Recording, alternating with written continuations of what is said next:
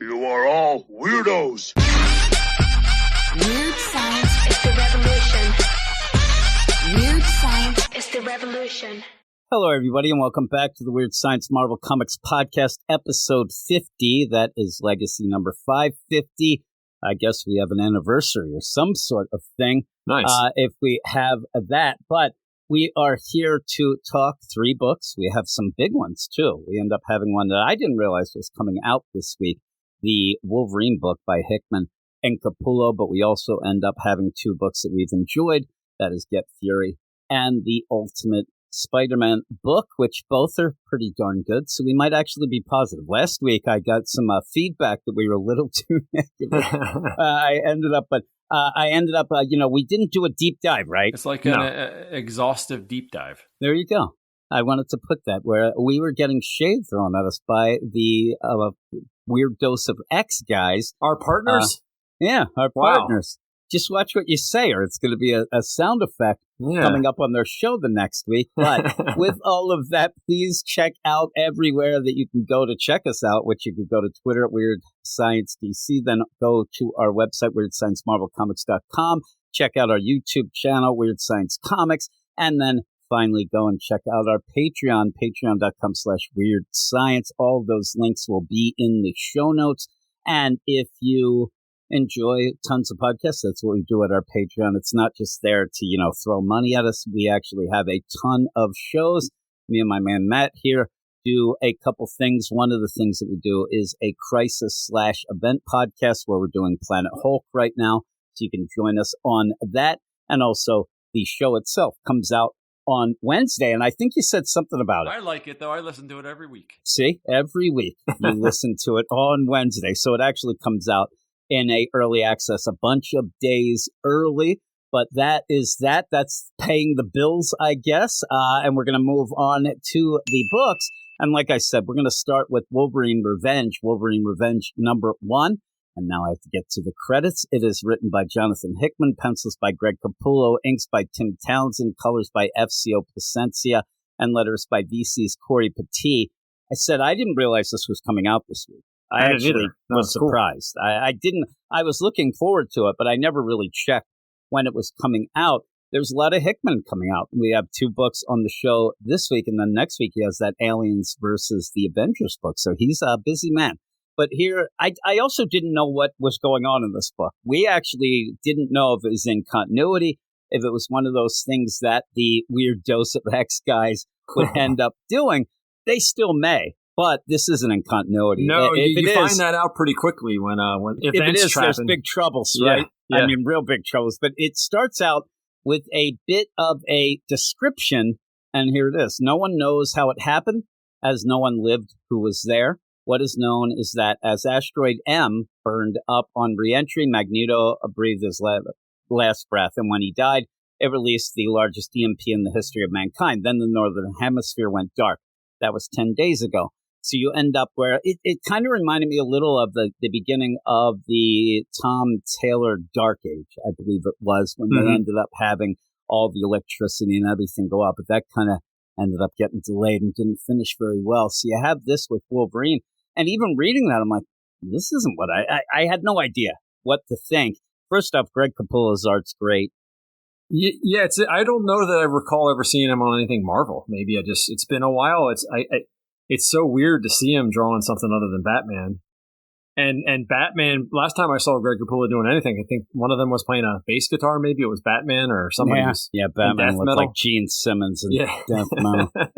Just doing that nonsense. But you start out in the Savage Land and you see that, you start at Wolverine within 2 pages is on a Triceratops, and it's like my dream come true. Yeah, it's already so cool. You get that. It's awesome. Yeah. And he ends up where they're hunting down some things, and he's not aware of what happened. He's there trying to help these guys pretty much take down what looks like a T-Rex or whatever the dinosaur may be. I'm sure somebody will call me out on it because it's not a T-Rex. It's like a big version of a velociraptor. Yeah, almost. That's what it looked like, a huge velociraptor. And at one point, it's just disgusting where Wolverine goes underneath and just shredding. I mean, it's disgusting. You thought he was going to do that move where he goes inside the stomach and bust out, right? That ain't happening. If he got anywhere near that mouth, he's done. But yeah, he just claws the hell out of it and ends up where he's about to kill it, and then it just gets shot through. And it's Nick Fury, OG Nick I like Fury. the OG Nick Fury. I was yeah, happy and to see he that. comes in. I like that they don't even walk Maria Hills with them. They're on this like floating platform that they come in, and they end up telling Wolverine what happened. That the whole world is in trouble. Wolverine was not aware of this whole thing with Asteroid M, the MP, and even then Nick Fury says, "Hey, America needs you." And I even thought, like, right away, and Wolverine says, like, I'm Canadian. He's like, yeah, there's not really Canada anymore. There's not really. And they talk about how Quebec got hit pretty hard and how all the things going. Now, give Hickman some credit, but maybe you could have introduced some of the characters a little more, because all of a sudden we're on the carrier and you're just thrown in. And you end up having, Cap, Bucky, Maria, you have Dum Dum. They're all just there, and they're getting a little bit of the rundown of what they're going to have to do. And pretty much everybody seems to be dead. I mean, everybody who they know, there's not much left. You end up where Nick Fury, they only have a couple of the carriers left. And so the big thing that they're going is they have to go and face off against the Brotherhood of Evil Mutants, where they can get a cold fusion seed reactor. That's the big thing. Now, when you first see this, you see Mastermind, you kind of think that he's the guy who's in charge. It kind of ends up not being quite that when we do get there, and there's a bit of a swerve shock deal, but they end up like coming up with a plan. All right, we're going to go take the Brotherhood of Evil Mutants on, and they just start going off. And I'm like, this is pretty quick. Like, I thought we were going to get a little more introduction, like I said, to all of the characters and things. But yeah, it's really, really quick, the way that they go. Like, these are like all the classic S.H.I.E.L.D. members. Yeah. Basically. Yeah. And it's funny, like, I thought at the beginning, because at the very beginning, you end up seeing and thinking, okay, well, they're gonna knock off, some of the lesser known people. But Cap and Bucky, they're going to live. We'll see. That isn't the case as we go, because as they're going, you end up having Mastermind take over the one ship, and you end up having Clay. He ends up just blasting them all. They end up, and it's kind of a subtle deal where Nick Fury tells, the others, you got to jump. Get out, jump. Yeah, you got to get out of here. You got to jump. And they do, and the carrier blows up. So he's done. So right away, now we're like, yeah, this isn't in continuity.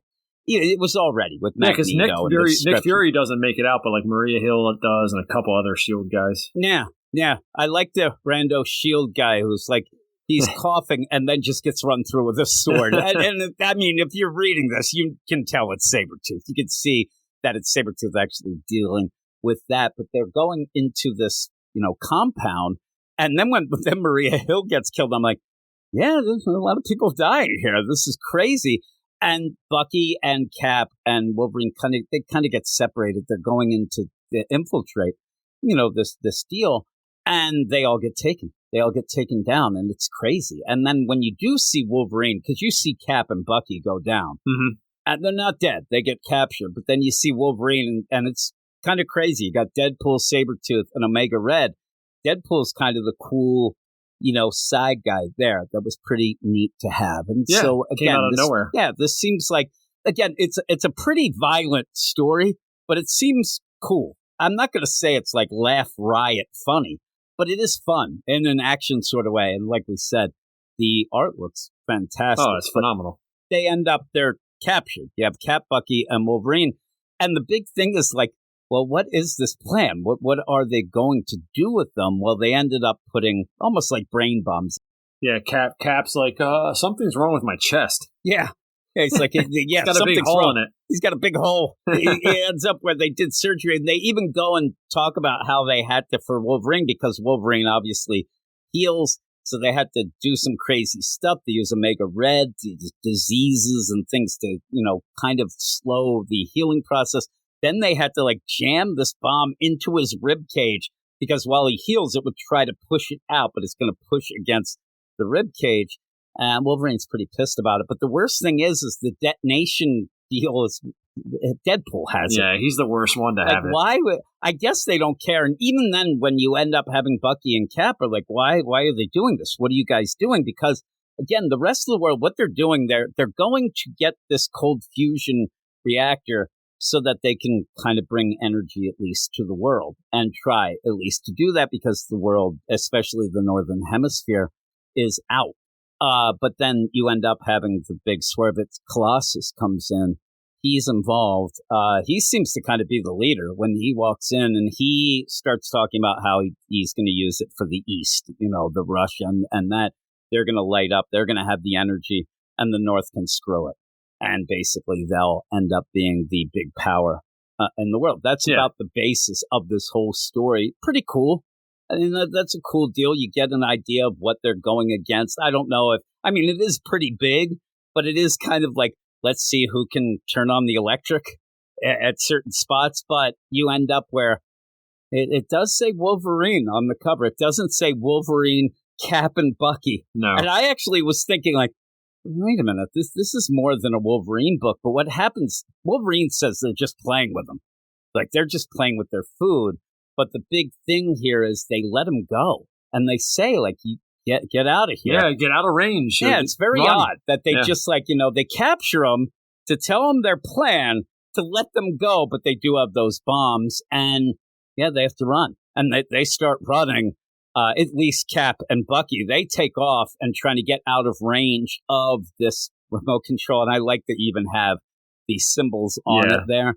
And, Cap and Bucky get blown up. They get completely blown up. They're dead. There's no doubt about it. Not a good way to go out, I don't think. No. And then while that's going on, Wolverine didn't go. He's like, screw that. But he starts to try to claw the bomb. He's trying to rip the bomb out of his chest. And they're just, talking about it and like just pretty much laughing at him. But they Deadpool blows up his bomb. Yeah, just do it. Yeah, why not? Yeah. And he's like, boom. But the thing, I'm telling you, Sabretooth, Colossus, I don't think they would want. They already talked about his healing pack. Don't they realize that do they care? But maybe in this continuity, this never happened to him. Who knows? I don't know. Because, he obviously has this healing factor. But, you can say maybe they didn't see it, but you could kind of figure. But, he gets blown to smithereens. It looks crazy. Just basically just goo, like on the ground. Yeah. And then he comes back, but they walked out. They ended up like, okay, let's go. Let's go get him. Now we take the seed and relight our half of the world. So basically, it's East versus West, and Colossus there. The Colossus thing's a little bit far fetched because he spent so much time in the West, and he's an X-Men. For him to turn on them that quickly is kind of odd, but yeah. And again, it was Magneto coming down with Asteroid M. It's not like they had S.H.I.E.L.D. blew up something where you could have Colossus say, that's bull crap, and I'm going to go with my deal. But there he is. And, Deadpool, like I said, a pretty interesting addition. I kind of want Cap and Bucky to last a little longer because I like them as well. But it is a Wolverine revenge. He has to have revenge for something. And, he's going to have revenge for everything now because everybody's dead. It's just Wolverine. Wolverine really, and that's the funny part of it, Wolverine really, to me, doesn't care to relight the world. He just wants to kill all of them now. He's probably just really pissed, but we'll see who he runs into, what's going on. And they even said at one point, Nick Fury, like, there's already billions, but it could be everybody could die if they don't get things going here. And that's why they said, we can't just go and do rescue missions. There's too many people that are down and not really any way to get to them. There's no choice. They have to succeed. Basically. Yeah, so they have to do it, but now it's just Wolverine. So we'll see how that goes. Or just everybody move to the east. But without power, it's going to be tough, I guess, to move anywhere. It's pretty cold out there. Give this? I'm going to go pretty high. I like the art a lot. The Hickman stuff was pretty interesting take on everything. I like that. Kind of like that it's an Elseworlds because it can kind of play in its own sandbox, I guess. I'm going to give it a 9. Yeah, I think I'm going to go 9 too. The art's great. Yeah. And even then, I'm going to tell you, like, I expect the next couple issues to be even better art-wise because, you start getting just Wolverine and you can have some crazy, crazy things going on. There's still things. I actually really like when they jumped out of the carrier and it's blowing up behind them and they're going down and Cap's in the front. Even Cap, really cool. Skating down the mountain or whatever he's doing on a shield. That's pretty cool in the snow. Yeah, what is he doing? Showing off. He's showing off. Down, skiing on his sled. It does look like one of those sleds that you have as a kid. I hated those things. I couldn't stand those the round saucer things. Yeah. I hated them. You were more of a toboggan guy. I was more of that, or just the crazy, just regular sled with the runners. But with all of that, though, we will move on to the next book. And the next book is Get Fury #4, written by Garth Ennis, pencils by Jason Burrows, inks by Guillermo Ortega, colors by Nolan Woodard, and letters by Rob Steen. And this book has a lot of twists and turns. It has a bunch of pieces going, maybe too many at one point. We were talking right before we started recording here that there is a ton that they are juggling around. But in this issue, it's more about Frank Castle going and finding a woman, or being with the woman who was with Nick Fury and had a daughter. It's actually Nick Fury's daughter. Luckily, the woman says that the daughter doesn't really look like Nick Fury. And I thought she meant she's not smoking a cigar and she doesn't have an eye patch. I don't think that's really the case. But really what you get in this issue is this woman talking about everything that she had to do to not get killed. It's a rough life. Yeah, and she's doing a lot of stuff for her daughter as they're trying to get Frank to get to, the whole deal with Nick Fury. And there's a lot of killing in this. I mean, there is a bunch of people that are just going to get straight up killed. And in the meantime, you still have the Marines and the CIA. They're doing their deal and they're trying to cover their tracks and cover everything up while you end up having Frank just going around killing everybody again, trying to get to Nick Fury. And there's parts like if you end up, it's like the Vietnam version of Star Wars, where you end up having this one guard come over, and this woman gets out, and she is kind of in with a bunch of higher ups in the army and the government. So they know her. She's got good papers and all that stuff. She should be able to get through. She's got an uncle that's up higher that kind of pretends things, but also she's pretty much banging some other guys. But she has papers, but because of all the stuff that has been going on, this guy says, I have to check out your car. I have to look in. And you end up having Frank is just kind of sitting in the back seat hiding. This guy looks in and he just grabs him by the neck and chokes just him out. Pulls him in. Now, it's crazy that nobody really saw that, because then another guy comes over. She's like, hey, tell your boss to come over here. And he does. He's like, hey, buddy, come on over. And he goes in, looks, he gets pulled in. And then they just drop him in a river. Yeah, they just kill him, drop him in a river. They're done. And this is just to keep going, towards the Hanoi Hilton and all that stuff going down. And so all this is crazy. But then you go and have the Army, the Marines, and then also those CIA agents. And again, they're just all trying to cover their butts. That's pretty much what they are. And you end up having them a bit frustrated. But then you go back to Frank and this woman and her daughter. Again, the daughter is the daughter of Nick Fury. But they even say they think that he forgot her, doesn't know that doesn't even know she exists. He has a woman in every port and whatnot. And it's pretty good. It's a tough issue to talk about, page, because there's a lot of dialogue. It's a lot of just explanations of how this woman was able to survive when a lot of people, including her family, were beheaded. I mean, crazy stuff was going on. And she ended up at one point, she ends up being, kind of the woman on the arm of this big fat guy. And this picture that they show is disgusting. Yeah, she's kind of. And you end up where, again, the daughter kind of is disgusted. The daughter throughout all of this just ends up with a scowl on her face. Like when they talk about Nick Fury, she's pissed. When they talk about what the mom has to do, but obviously the mom's doing it so the daughter doesn't have to.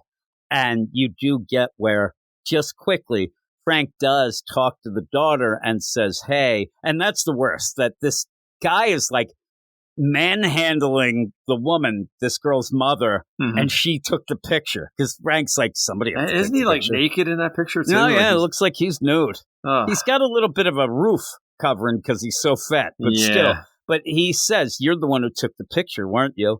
And she says, yes, but she says, he doesn't make me do things, if that's what you're asking. He just enjoys reminding me that mother is his. Yeah. And that's pretty bad, too. Again, you already know that Frank's like mental list going, fat guy dead.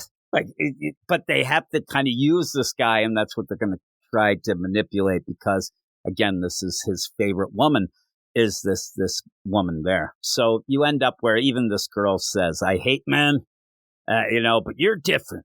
But you're a little different. I'm like, uh-oh, you better watch it, Frank. He's already laying down on the couch. So. Yeah, he's there, ready. Again, though, the big thing, if they're there and when they see, Nick Fury, what's she going to do? And will Nick even recognize the mother? I don't know. I think the mother might not make it. I think she's in trouble because as they get closer and closer, because this is General Tran that they're trying to get to, and it's going to be tough. And the lady pulls out a gun and says, hey, I got a gun. And Frank realizes she's never killed anybody.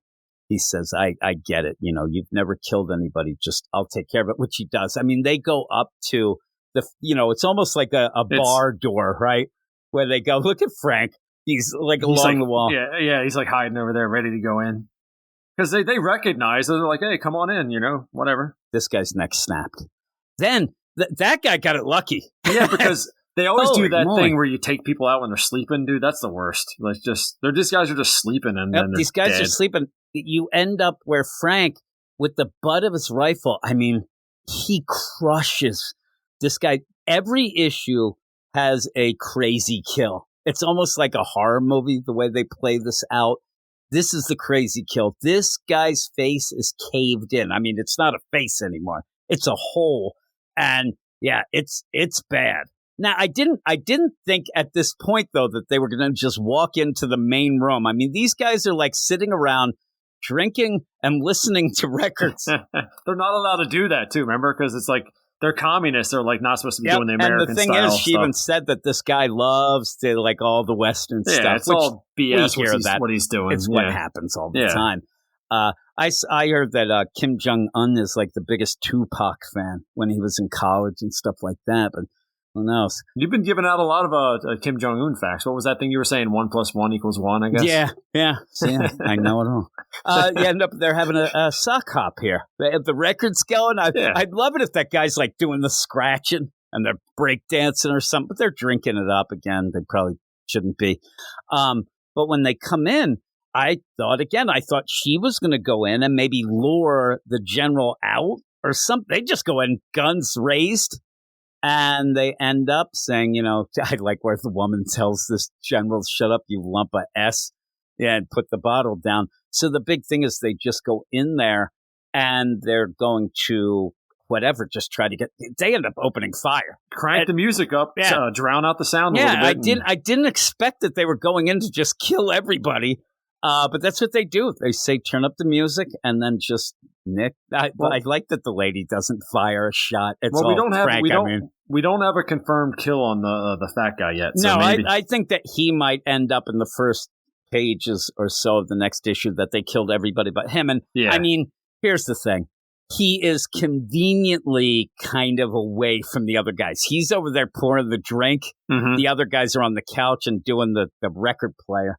So I think he ends up killing all of them, and then you'll get the guy, because I think they're going to use him to get past some checkpoints and things like that. Yeah, and hopefully she gets her revenge on him in the end. Yeah, shoot him right in the groin. I'm sure that he's going to get the vicious death the next time, and then she'll say, well, now I killed somebody. Or maybe the daughter will get it. I don't know. But one of them, hopefully. At the deal, maybe there'll even be a little struggle, but it doesn't look like the guys outside that they have any clue. It looks like everybody's going, and then the big play is to, going and trying to get Nick Fury, who is, the deal 3 days in a place America's called the Hanoi Hilton. The Colonel's host could accomplish quite a lot, so they have to get there, but it's going to take them a bit. But Nick Fury can take it. This guy, the narrator, kind of tells us that he is kind of used to being in these situations and can do it, but it's still pretty bad stuff. So that's how it ends. Again, it's really good, but it's one of those, I said, it's kind of tough to talk about because it is it's heavy dialogue. The dialogue's good, but it's heavy dialogue that's just back and forth about the situation with the mother, the daughter. Frank himself is just trying to get to Nick. He's kind of along for the ride, snapping necks and breaking hearts or something like it's just firing at everyone and just crushing that guy. But I do like it. I do like it. What would you give it? I'd give this one an 8. I still enjoy it a lot. I'll give it an 8. I like the art. The art's, I mean, it's not going to wow you, but it actually works out really well. It's like a interesting take on like a military comic, which you don't get a lot of that now. So it's no, and it is pretty cool that way. And again, people have said all the other stuff that Garth Ennis has done with Frank and all the military stuff that this. I just like that they still set it in Vietnam times rather than trying to make it like, you know, Afghanistan or something else like that. Yeah, it works out. And even with these people, and that's how you even have this lady with this, you know, I guess they said she's still teenage. She looked a little older than that, but, you know, she ended up where it's been years and years since Nick Fury nailed the lady and she got pregnant. So he ended up I would put her at like 20, 21, but maybe she's younger. I thought at one point they say it, but and it was in 1954 in Hanoi is where they first met. So Nick she's probably around 20 then, right? When do you think this take place? Is this early 70s or late 60s? Late 60s. I think they said at one point, but we can't remember. See. Yeah, but I thought it was really good. I thought it was good. So we're going to move on to the next book. And the final book is Ultimate Spider-Man. We have Ultimate Spider-Man number 8, written by Jonathan Hickman, art by Marco Cicchetto, colors by Matthew Wilson, letters by VC's Corey Petit. And this is pretty much everybody's favorite book at Marvel. I was on the Aficionado show this past week, and we were talking about our favorite books, like midterm kind of deal. What are the best books of the year and stuff like that? And everybody had this on the list. And I said, I'm a little down on it recently. And it's one of those, though, it's kind of by default. There's a lot of bad books at Marvel, and a lot of the books are mid. So you end up having this book. And I think people are still riding high on the idea that Peter has his family, because if they're riding high on Spider-Man, you ain't going to get a lot of Spider-Man. No. We haven't had a lot of them in a bit. This issue is a big setup issue. It sets up some cool stuff, and it is better than what we've had. I was kind of getting a little bored with what we had been getting, though we still gave it pretty good scores. It ended up just people wanted better scores from us. Of course. And maybe they'll get them this week. But you end up in this issue. Last issue ended with Tony, Iron Lad Tony Stark coming and saying to Peter, hey, are you a hero yet? It doesn't start with that. It actually starts with Peter talking to his Picotech ball that ends up being his suit that really seems like a symbiote and really plays out like that now. Remember what Otto ended up putting the AIs. Harry said he wanted his dad.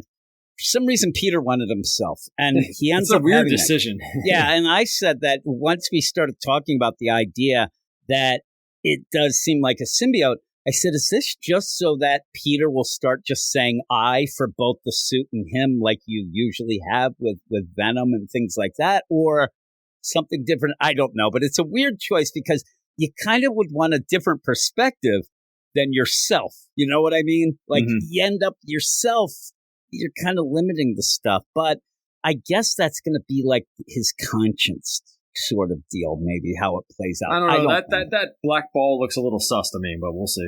It's smiling at him and stuff. Oh, it's smiling. It's telling jokes. Getting nosy. I don't like it.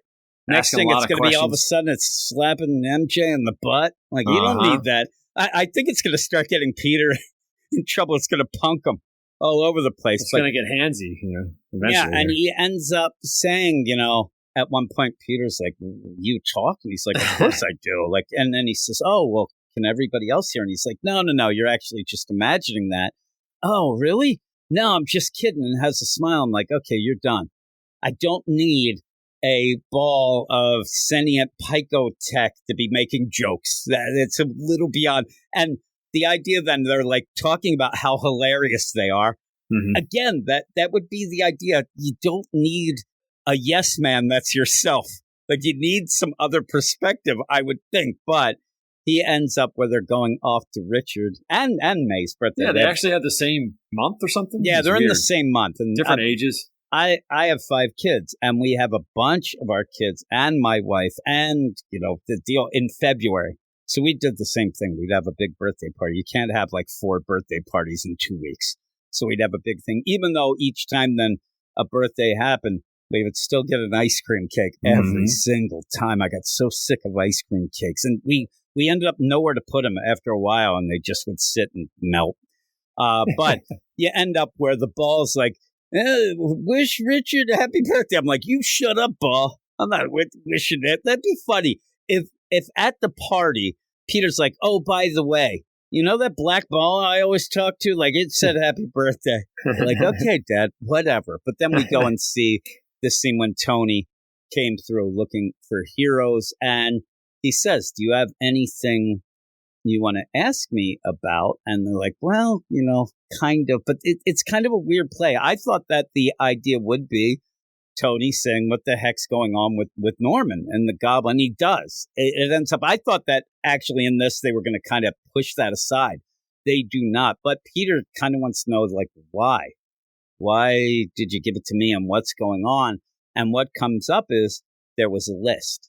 You ended up the Maker, and he's just, Harry has discovered a lot of the things. So they know about the Maker. They know kind of the basic stuff. But this is new. And you end up having Tony say there was a list of the people we had to get rid of, or Maker had to get rid of. And number one is Peter. Peter Parker Spider-Man is the heart and soul of the heroes. I agree. Yep. And that's where he started and said that was the one guy he had to stop. Now, why he didn't just kill him?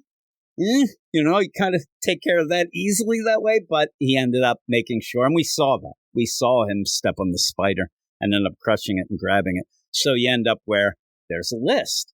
And, this long list, well, Harry, who, again, Tony's like, you're kind of, besmirching my father's memory, but your dad, and they kind of go back that they kind of had their dad issues there. Yeah, daddy issues. And he even hits the thing, and he can control the Picotech, which really pisses off Harry as well, but that's what Harry did. Yeah, he's like, not so fun when somebody does that to you. Yeah, and I'm like, stop it. And even at the one point when Tony comes through this portal, he's like, hey, what's up? And he's like, thank God you came in because these two jerks were beating the crap out of me. I'm like, you're not really He's like, being that nice. jerk over in the corner watching us, talking about Dr. Octopus. It's almost like you're there with a friend, and then this other friend comes over, and now you get pushed aside. It's kind of a jerk move. But he ends up saying about this list, and right before he leaves, Harry asked Tony, where was I on the list? Now, he's already going to be mad that Peter's number one, because in this, Harry is a bit more capable than Peter so far. He's also a little over the top, but he ends up saying, where was I on the list? And Tony should have lied. He should have said, oh, I didn't get to that part. It's something. Oh, yeah. You're there somewhere. You're like on the third page. You're on the list, just a little further down. You weren't on it. And then in bold, at all. I'm That's bad. Come on. Don't do that. Here's the thing that upsets me about this. Most of the heroes died. He sent back all these things that seemed like Peter was one of the only ones at that one point. He was all up in arms and like really sad about it. Then he comes here. And there is Norman, who, whether or not you had set it up, he did buy his way into it. He ended up taking it. And even that, Tony's like, what, pennies on the dollar? What does it matter? We need heroes. You need heroes. And he just like, at all. Like, he didn't have to say at all. Or say, your dad. I don't know. Yeah. It was really bad. Again, though. It's kind of mean. Again, in this, like, Tony does say, hey, you didn't get all the info. Like, Ant-Man, poor, Hank, he ended up getting all the info. Like, that guy got it all, but Peter didn't get much. And is the info going to be about, hey, in the regular deal, Norman, Green Goblin? Like, I don't know what all is involved, but it might cause a little bit of problems. Yeah, like your uncle's dead, your aunt's alive. Yeah, and stuff like that. It might really screw with Peter. Also, the deal where he does say, they have that year or so, those months to go before the Maker comes back. I don't know that I love that plot point, that whole deal of, how many months to go and things like that we have to prepare. I don't know. It'll be cool when we get to the point and then probably have kind of an event. But I don't know. Yeah, it's kind of lingering out there. It's not affecting anything now. They mention it every now and then. It's just weird that when they mention, I'm like, okay, like how long? I couldn't even tell you how long that will take in comic deal. I'll tell you that exactly how long. How many months is it? Yeah, I think they said 18 at one point, but I think in this even says because they go 6 months ahead to get to here, it's like a year. Yeah, so then every issue has been a month in time. Yeah, so. well, we'll see if it ends up that way, and still a lot of issues to go. So you end up where, okay, that's the big stuff. Tony blasts off, he goes off, and then we have a birthday party, and pretty much the birthday party. There's a lot of talk about J. Jonah Jameson being invited. I kind of felt bad for him because Peter's like, why'd you invite him? Why'd you invite him? And he's like, well, he's lonely. And this is Uncle Ben says he's lonely. And he said, by the way, you got a present for Richard. And for some reason, did he get a present for May? No. Like he's like, just go with it. Uncle Ben's kind of being nice. Just give the book to both of them. Who cares? Yeah, because what it is, he gives Richard his book. And the weird thing, he's like, you think he would set it up better? He's like, nobody wanted to publish it, so I self-published it. I lost money on it. Sell. Yeah. I'm like, as he's yelling to a bakery guy that he wants a deli sandwich, and the guy's like, this is a bakery. It's like, get 2 pieces of bread and shove something in. I wish that they showed him, and he's eating like a cruller in the middle of 2 stupid, that's what he's bread. Doing, right? With like cream cheese or something. Yeah. He ends up with a croissant with cream cheese. Is what. Would you work at this bakery if you had to wear that uniform, that hat, and the bow tie, and everything? Yeah, it's kind of old school. Yeah, it's like 50s. Looks like Jimmy Olsen. That's what he looks like. And thanks. I love that they have like 7 posters all like eat cake. The guy seems like a cool dude, right? He's I think cool, his name's Billy. Yeah, Billy. Billy's there. He's got the cake and all. And then they go off because that's what Peter had to go get the cake. And they go off. Normally in this sort of thing, you would expect something to happen and Peter would have to be Spider-Man. Then again, I mean, that ball seems to be at home. Like, what happens if something went wrong? Because usually he has the suit on underneath. Well, technically, he has the powers from the spider bite, right? He just doesn't have the suit. Yeah, I get, but yeah, he would still. It's weird though because he wouldn't have the suit, but I guess it would come flying to him. Yeah, but maybe. They're going to go out to the party, of course. At Arcade's Arcade, you have a bunch of little wink winks. You have stands next to it. You even have stuff where there's a banner of like Secret Wars at one point. I think it was an invasion. Yeah, so that's what it was. But yeah, they're having a big deal at the Arcade's Arcade. They go in, there's Dance Dance Revolution. Peter's playing with May, and it's nice. I mean, we do get a little bit of May, who I love, but at the very beginning, she was out swinging around with Peter. I'm like, this is awesome. Like, she's going to be a sidekick or something, but we haven't gotten much of it. And you have J. Jonah go over to Richard and like, hey, kid, because he seems to think that Richard is like him, like, reading books in class and not having many friends. But you end up where Richard says, oh, why are you here? And he ends up saying, your Uncle Ben, he's a little lonely. So you go back and forth with that. Not mentioning that his wife died recently.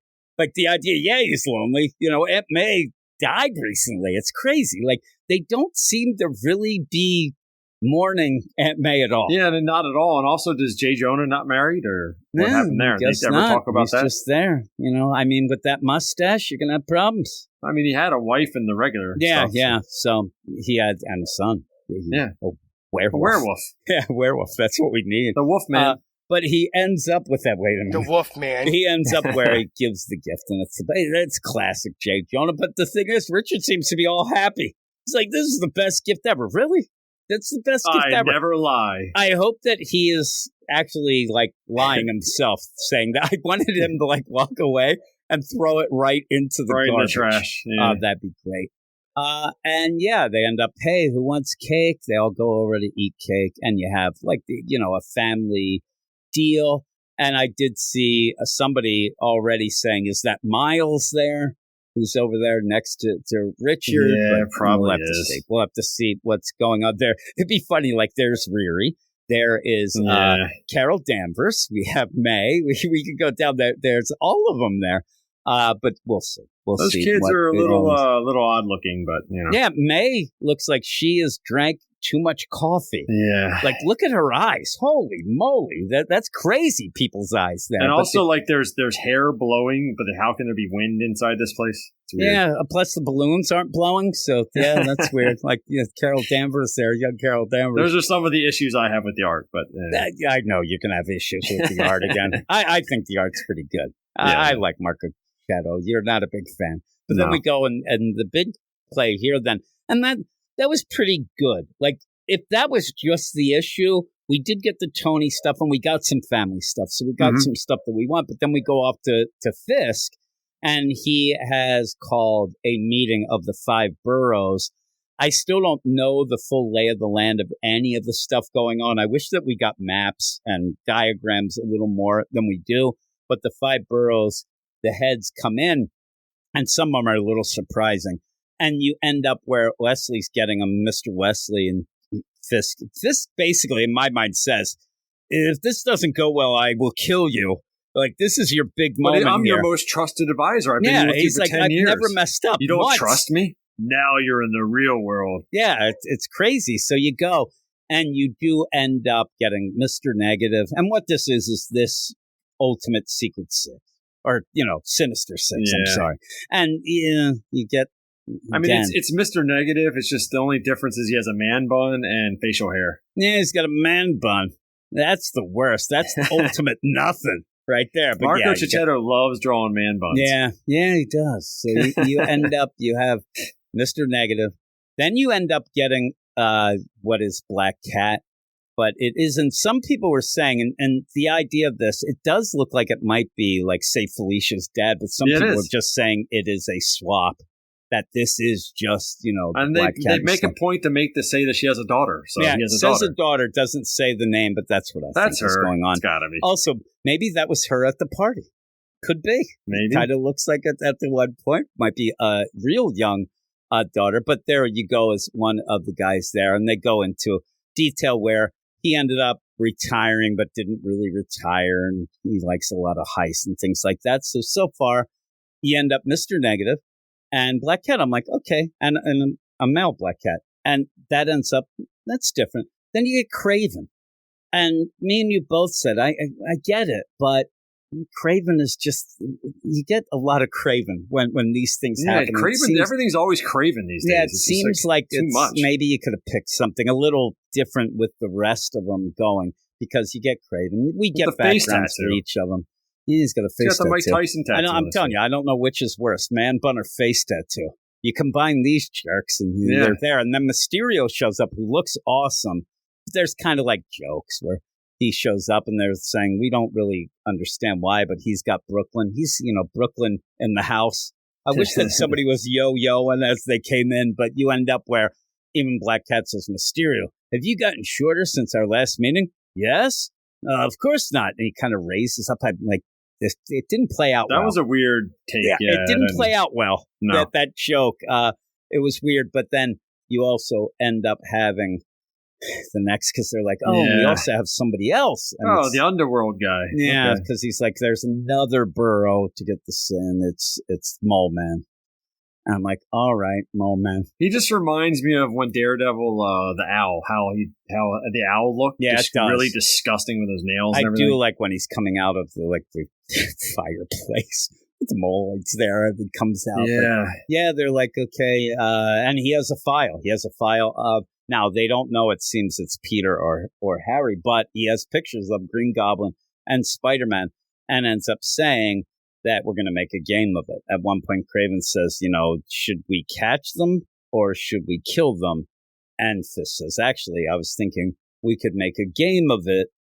There you go. So they're going to go off and try to bring down the deal. It's about time we do get something going on with villains going after them. And there's a pretty cool cover of the next issue. I don't know that Peter would be able to handle this. I mean, they're kind of going around. They've stopped a couple people, not much. Yeah. And they haven't stopped 6 people coming out of them, and 6 people like, Craven, Mysterio. Everybody has powers and stuff. I'm telling you, even Black Cat, I mean, really, but, the rest. This Mysterio alone would take him out, I think. Yeah, it looks crazy. Looks really good. But, yeah, so we get a bunch of deals with this new Sinister Six. We also get Tony telling Harry, you weren't on the list. Those are the big things going on. And J. Jonah is he's sad and lonely. Also, they did ask Peter to join their paper. They're going to go live in a month. Do you think Peter's he'll join it? The thing is, he doesn't want to right away because he said, I got a family. I got a 401k, dude. I'm telling you, he must be getting paid good. He bought out the arcade, it looked like. It looked like they were all there doing that. So he said, I can't really, risk that, but we'll see. I think that he'll eventually do it, but we'll see what's going on with that. M. Robbie's still undercover, kind of doing the leaks over there at the Bugle. So we'll see how it is. But I liked it. I thought that this was a step up from the last couple of issues. What would you give it? 7.5. I'm an 8. Again, I like Marco Cicchetto's art more than you. Yep. You are the one of the few that don't like it. I get what you're saying, but I Mr. Negative. Yep, you are. You're a part of the Sinister Six. There you go. Mr. Negative. I'm burned out. I'm burned out from the Daredevil stuff. Maybe that's what it is. I don't know what to say. Yeah, it does look. I mean, plus you have Fisk again. So that kind of goes in. And Kraven was, the deal. And at the one point, they did have a bunch of the villains show up when New York City was on fire in Daredevil. So with that, though, that is the end of the show. We have a bunch of books coming out next week. Me and Matt will decide which ones we are doing. But here's a list of things that might be on some, just to point out if people are interested in them. Aliens versus Avengers #1. It is Jonathan Hickman. So that looks pretty cool. Cool cover in that. I'm not a huge Aliens guy. I'm not either. We may shove that over to Zach. He may end up doing that with us. Yeah, he loves that and the Predators and all that stuff. He was going on. What was that popcorn bucket or something he got? I don't know. He loves that stuff. Something. Does it have a hole in the bottom? You got Chasm, Curse of Cain, #1. It's Steve Fox. I don't love him. But we will probably at least check out the first issue. I think we should, definitely. Yeah, then we'll check out the first. Then we have Deadpool Team Up #1. Me and Matt are both Rob Liefeld fans. I know that some people aren't, but we are, so we're definitely checking that out. It's his last Deadpool story ever and his last Marvel work he'll ever do. That's what he says. I heard Dan Slott say stuff like that at one point. It didn't work. But Rob Liefeld, he might be just ready to just, retire. He just wants to do his own properties. Yeah, do his own stuff. Yeah. So you have that, but we'll check that out. Be pretty cool. There's also a Marvel 85th anniversary special #1. When we looked at this, it's something that there's future stories being told about the heroes, stuff like that. It's not exactly a star-studded credits page. The creator's a little sus, but we'll check that out. And if it's any good, we'll talk about that. Something that we're not going to talk about, but just to point out, there's Phases of the Moon Knight #1. We'll see how that ends up going. And if it's good, maybe we'll add it on. But we have The Amazing Spider-Man #56. It's $9.50. They always find you were bitching and moaning about it this last time. There's always a anniversary. Even what you just said, anything. You're like, it's #56. $9.50. Like, come on. And then before it was 50. Yeah. So they ended up going with that. They just keep ping-ponging to get anniversary issues. They're out of control, these people. But you have Tombstone on the cover, beating up Peter /Spider-Man, and that's and I think it's John Romita too back on it, so for a proper finish, cool. I guess. It says. Yeah. So that'll be kind of cool. Yeah. And then me and Jason will be talking about Ultimate X-Men by Peach Momoko. Save that one for the Marvel podcast. Yep. So we'll have that going on. And then also, if you are inclined, there is the Weird Dose of X, where there's a bunch of X-Men books that they'll be talking about next week. X-Force, X-Men, and NYX. So full force, man. Yeah, there's a bunch now. They're going to have I think they probably got used to not having a lot. They were doing that Infinite comic. They're going to start, really hitting a lot of it. Pushed to the side. Yeah, they're hitting a lot of books now, so we'll see. And they were talking about Avengers. Now we're going to end up having sound bites on the show. I should just set up a sound bite. That Jason and Ruben are great guys, is what I'll say. But check them out. It's on the same feed, obviously. But that is that. I feel like crap. I didn't even mention at the beginning that I have COVID. I should have told everybody. I'm telling you, I am struggling right now. I thought I could get through it pretty quick and easy. I am tired. Is that COVID round 2, round 3? Yeah, this is like round 7. Round 7, I think it's actually the 4th time. It's ridiculous, but it's not bad. It's just I'm drained. How did you get it? Who gave it to you? One of the people in your house, obviously. No, nobody seems to have it. I think I either got it at Walmart or Aldi.